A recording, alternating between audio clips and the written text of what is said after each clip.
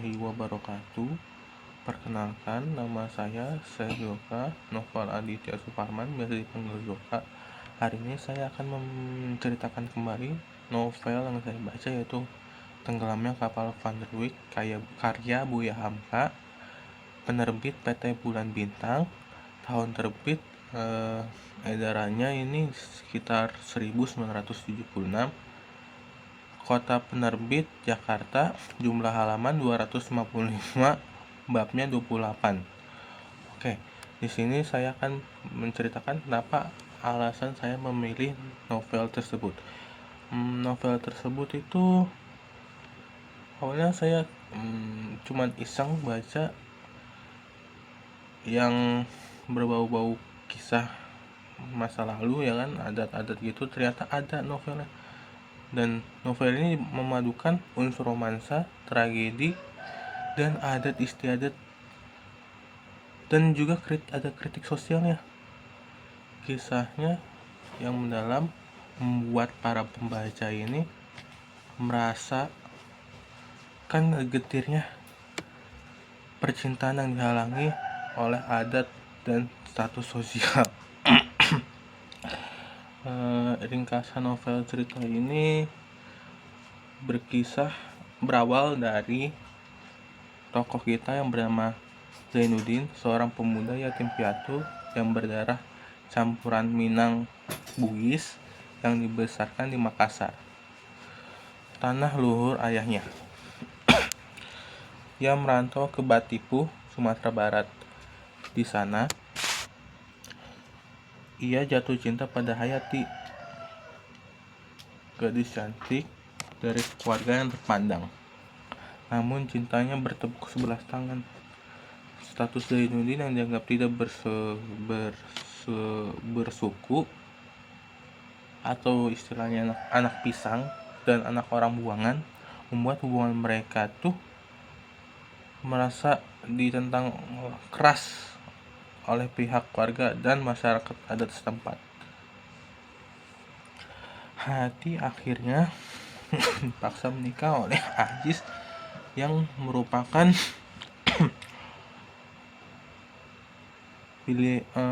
pria pilihan dari keluarga tersebut, keluarganya si Hayati. Setelah pernikahannya dengan Ajis yang tidak bahagia, Hayati yang terlunta-lunta bertemu kembali dengan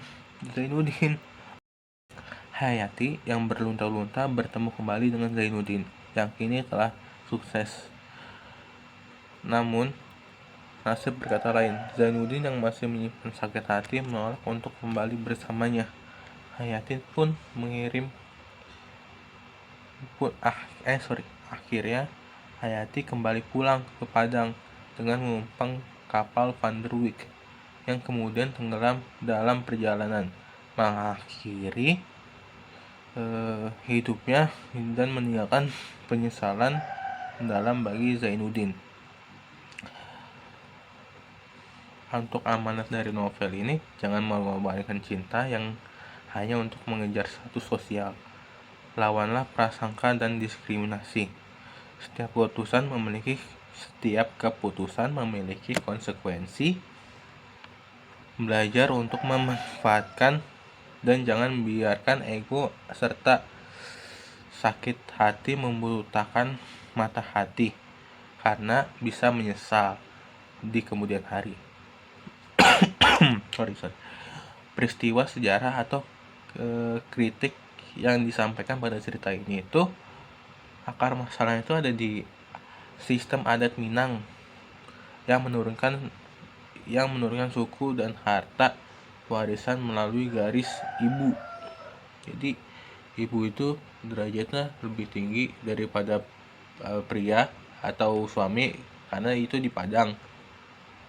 Dampak pada ayah Zainuddin, atau namanya itu Pandeka Sutan. Ya, sebagai laki-laki tanpa saudara perempuan, tidak berdaya menghadapi mamaknya yang menghabiskan hartanya. Konflik ini berujung pada pembunuhan dan pengusiran dari tanah Minang.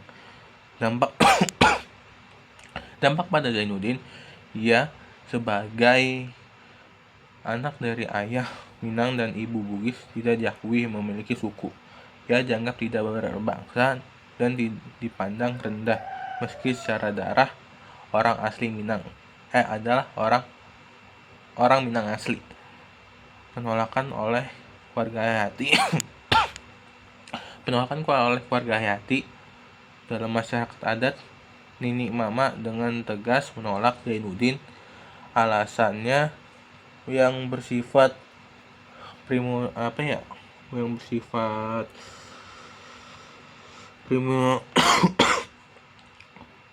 bersifat masih ngikutin sistem adat gitulah pokoknya.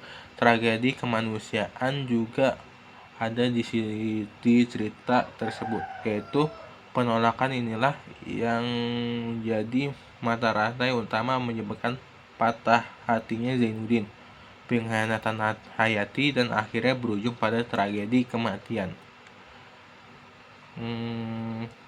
Lagi ya? Data objektif dan kaitannya dengan cerita. Data sistem kekerabatan matrilineal memang menjadi ciri khas masyarakat Minangkabau. Dalam sistem ini, laki-laki suku lain yang menikah dengan perempuan Minang seringkali dianggap sebagai orang tambahan atau istilahnya kurang sumando. Sementara itu, anak dari laki-laki Minang yang menikah dengan perempuan luar atau anak pisang memiliki posisi yang lemah dan tidak mewarisi harta pusaka suku. Kaitannya dengan cerita tenggelamnya kapal Van der Wijk, yaitu ya yang dialami tokoh utama sekarang, tokoh Zainuddin. Kritik Hamka sangat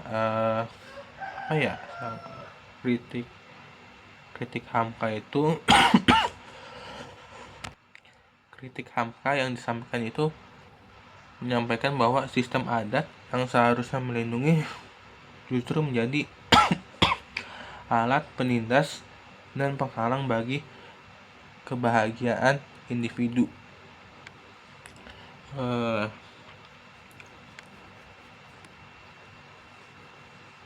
Kenapa kalian harus membaca novel Tenggelamnya Kapal Van der Wijk? Karena ini novel.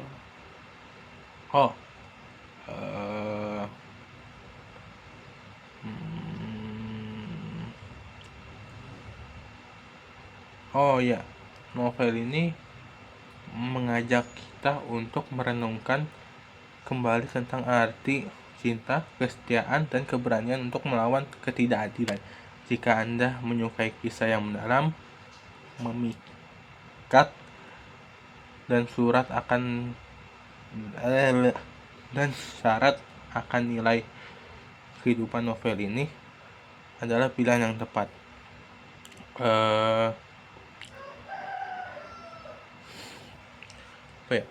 Kenapa bisa disebut tenggelamnya kapal Van der Wijk? Itu tuh kayak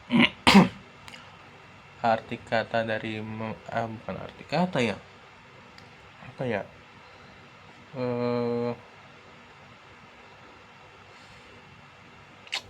makna simbolis metafora sentral. Jadi metafora itu kan kayak kalimat, kata-kata yang hampir mirip dengan kata yang sebenarnya, cuman ini kayak dirubah sedikit, kayak misalnya kayak tulang punggung. Nah, kalau di sini kayak tenggelamnya kapal Van der Wijk juga kayak tenggelamnya itu cintanya Hayati dan Zainuddin. Jadi sudah tidak ada lagi kata intinya itu hancurnya kisah dari Zainuddin dan Hayati itu sendiri. Nah,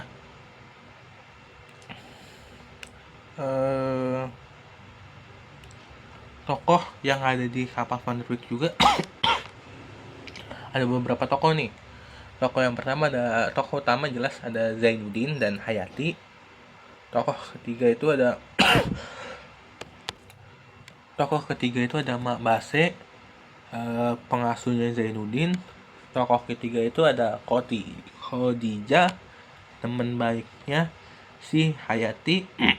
Dan ada Aziz, mantan suaminya Hayati. Oke. Terus ada siapa lagi ya?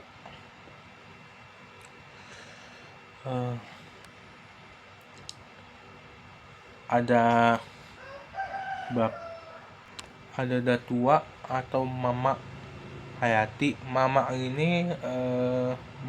ini adalah paman dari pihak ibu ya. Mamak Hayati itu Mamak paman dari pihak ibu. Datu Garang, Mak Tengah Lima. Tadi Pandeka Sultan itu ayahnya Zainuddin. Daeng Habibah itu ibunya Zainuddin. Oke, apa lagi yang mau ceritain ya?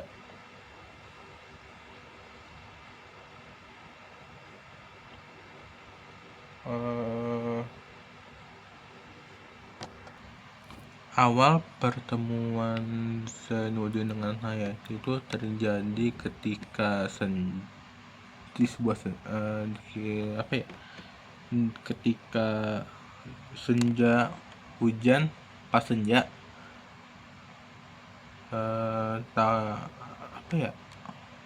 hujan ketika pada saat senja pas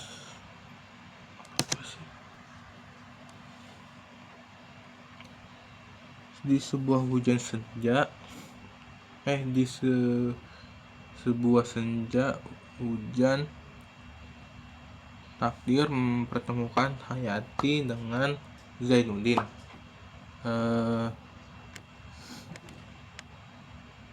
Zainuddin tuh berkata di dialognya itu ada, "Enci sukakah Enci saya tolong?" Pokoknya Zainuddin ini bantu si Hayati itu meminjamkan payungnya. Terus Hayati juga bilang ke Zainuddin, dan Tuan dan Tuan bagaimana pulangnya orang. Terus Zainuddin berkata, itu mah gampang. Terus apa lagi ya? Surat pertama kali Zainuddin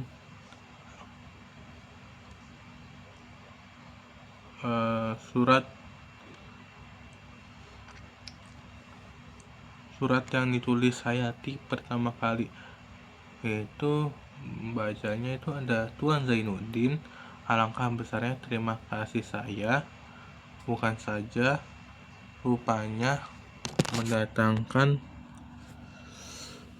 basah tetapi mendatangkan rahmat Hayati." Nah, rahmat dari Hayati. Hati Zainuddin yang selama ini bagai lautan sunyi mendesak di hujan pelangi. Surat balasan adalah curahan hati seorang perantau yang kesepian. Terus ada pesan surat kedua, yaitu, "Hayati, saya seorang dagang melarat dan anak orang terbuang." Terus ada curahan hati Zainuddin, yaitu, "Hayati, saya seorang dagang melarat dan anak yang terbuang. Di sini saya dipandang orang pendatang, orang Bugis yang mengkasar di dalam gelap gulita. gelap gulita tersinarlah awan, cerahlah langit dan lihatlah salah satu bintang, itu ialah kau sendiri Hayati. Pertemuan rahasia di tanah sawah pun terjadi. Di bawah naungan gunung Singgalan mereka menyatakan cinta. Hayati dengan Hayati di dalam dialognya itu berkata, saya cinta kau Zainuddin. Biarlah hati kita sama-sama dirahmati Tuhan, dan saya bersedia menempuh segala macam bahaya.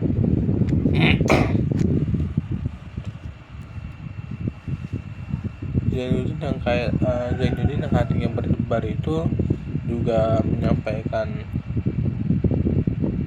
ucapannya, Hayati, kau kembalikan jiwaku, ulurkan tanganmu, marilah kita berjanji. Yang menceraikan hati kita meskipun badan tak bertemu ialah bila nyawa bercerai dengan badan.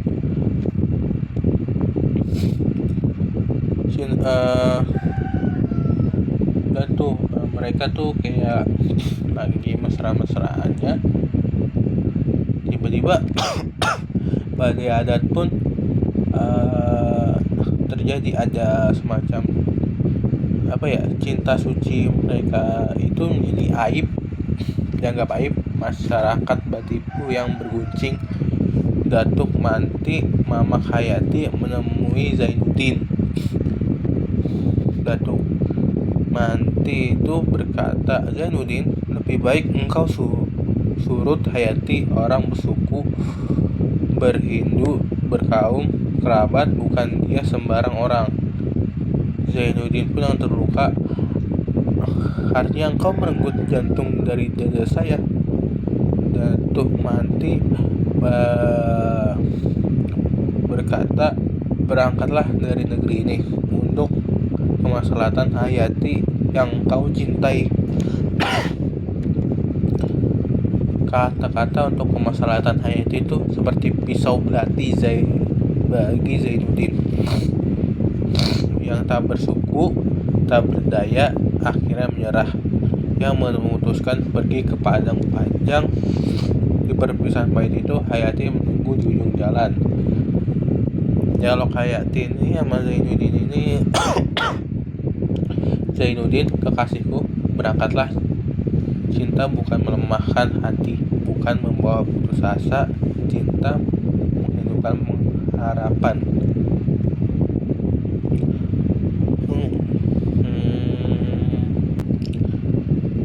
Engkaulah yang sanggup menjadikan saya seorang gagah yang berani, tetapi engkau pula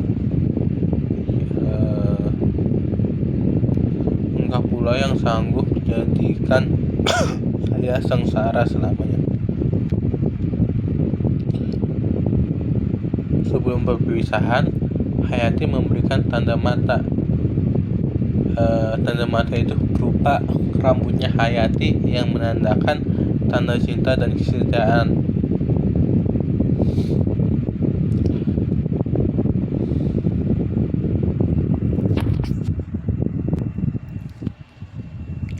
Pandang panjang, Zainuddin mendalami ilmu agama dan seni.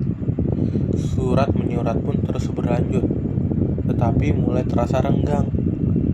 Hayati tidak ajak temannya Khadijah yang modern dan berpikiran bebas untuk menonton pacu kuda. Di sana terjadi pertemuan titik balik, di mana Zainuddin yang berpenampilan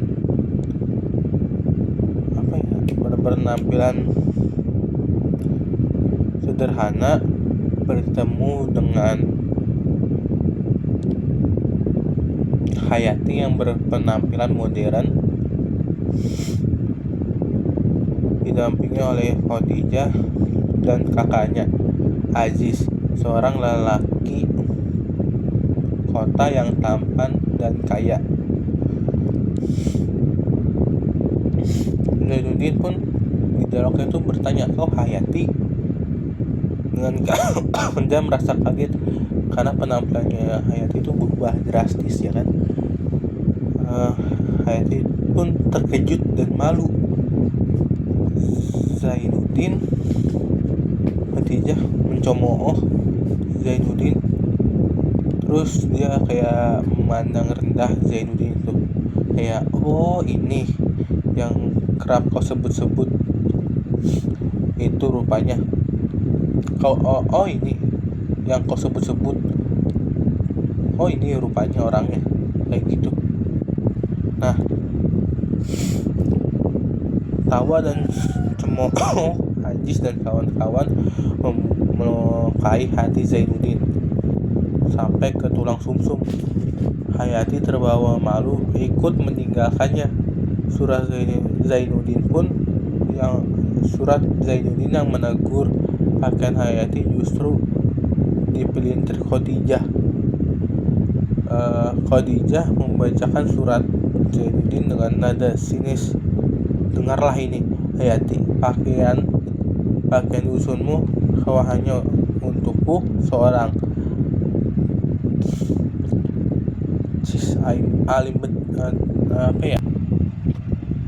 Dengarkan ini, Hayati, pakaian dusunmu kau hanya untukku seorang." Apa ya yang cocok kalimatnya ya? Khadijah membacakan surat dari Zainuddin dengan nada sinis. "Dengarkan baik-baik ini, Hayati, pakailah pakaian dusunmu kau hanya untukku seorang. Alim betul orang yang kau cintai ini, maunya rupanya supaya kau coreng mukamu dengan orang." Khadijah dan Ajis terus merayu Hayati dengan janji kehidupan mewah. Khadijah dengan dialognya itu, "Hidup di zaman sekarang berkehendak uang, Hayati. Cinta walau bagaimana sucinya, semua orang bergantung pada uang. Uang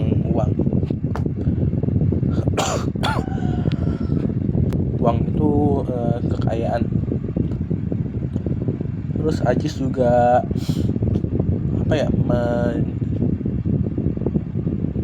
meladeni percakapannya si Khadijah ini. "Hayati, bukan menceletuk itu, tapi kayak Ajis ini kayak sedikit merayu si Hayati. Hayati, kecantikanmu seperti bulan purnama." Hati Hayati yang dahulu teguh mulai bimbang. Cintanya pada Zainuddin mulai redup, digantikan oleh belas kasihan, dan akhirnya digerus oleh rayuan dunia.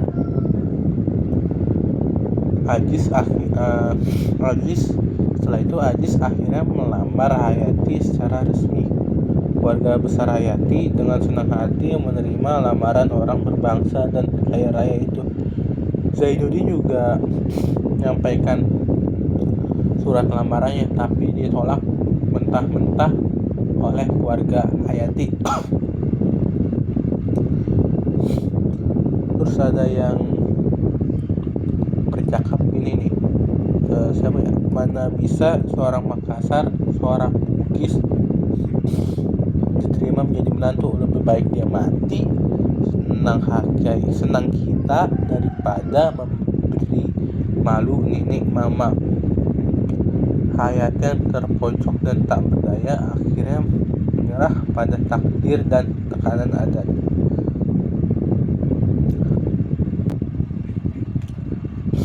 Di sisi lain juga dari Zainuddin ini diberitahukan dia kehilangan sosok yang telah merawat dia, yaitu Mak Base. Mak Base ini telah meninggal dunia Jiwanya Zainuddin pun terasa runtuh, hancur dalam keputusasaan. Ia hampir mengakhiri hidupnya, tapi ia ingat Hayati dan warisan yang ditinggalkan Mak Base.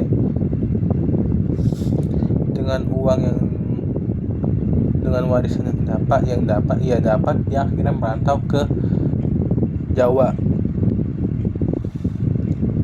Dia pun berjuang di sana, di kota rantauannya itu.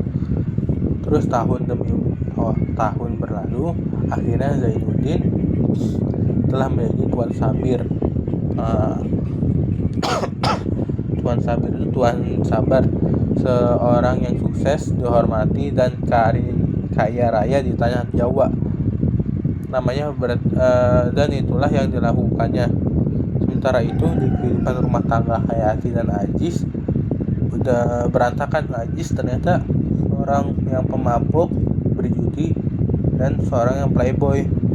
Harta mereka habis dalam keadaan hina-dina. Mereka mencari bantuan pada Tuan Sabir yang termancur itu. Pertemuan itu penuh dengan ironi yang pedih.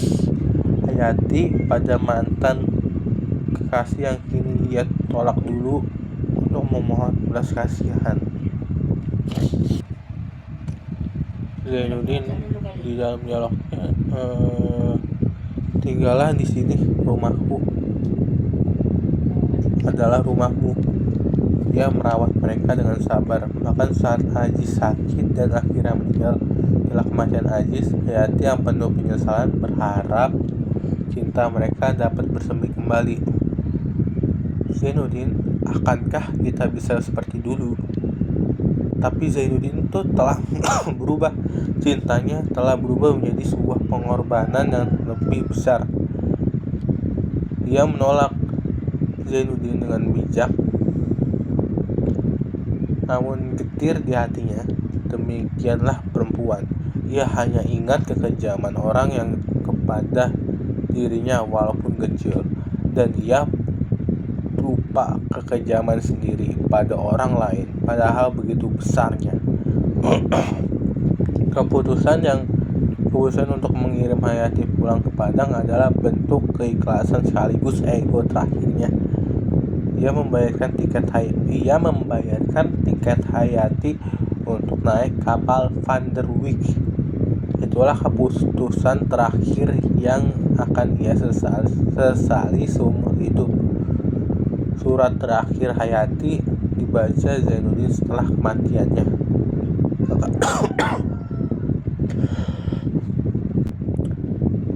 Kekasihku, di dalam kapal ini aku menulis surat ini. Aku sadar aku telah menghancurkan hidupmu dengan hidupku. Andai kata waktu dapat diputar kembali, aku mencintaimu, Zainuddin, sampai akhir nafasku. Hayati. Kabar buruk pun datang. Kapal Van der Wijk tenggelam, Hayati tewas.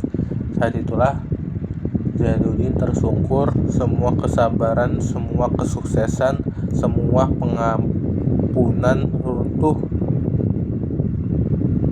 berantakan. Ia menyadari ego dan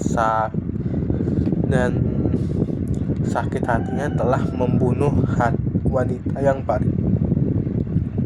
wanita paling ia cintai. Zainuddin pun tersungkur dan menangis. Hayati, aku telah membunuhmu. Aku terlalu egois. Aku lupa bahwa cinta sejati adalah memaafkan, bukan membalas. Kisah ini berakhir dengan penyesalan yang abadi. Zainuddin yang telah kehilangan segalanya menyadari bahwa tenggelamnya kapal Van der Wijk adalah sebuah metafora dari tenggelamnya cinta, harapan, dan hidupnya sendiri ke dalam lautan penyesalan yang tak bertepi.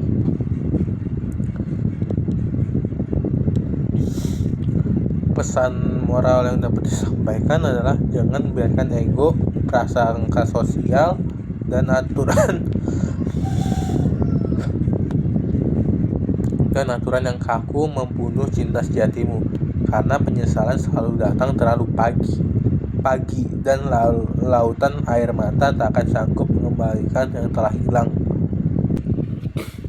Novel ini terinspirasi mungkin dari temannya Buya Hamka, yaitu Kiai Haji Zainuddin Fanani dan istrinya yaitu Siti Robiin, yang melatarkan orang Jawa dengan orang Padang.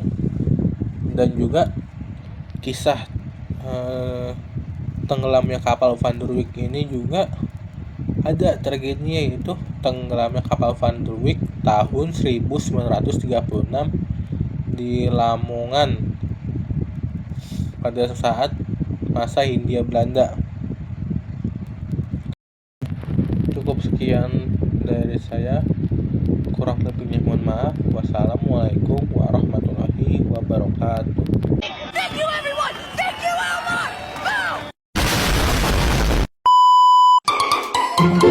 Elmer.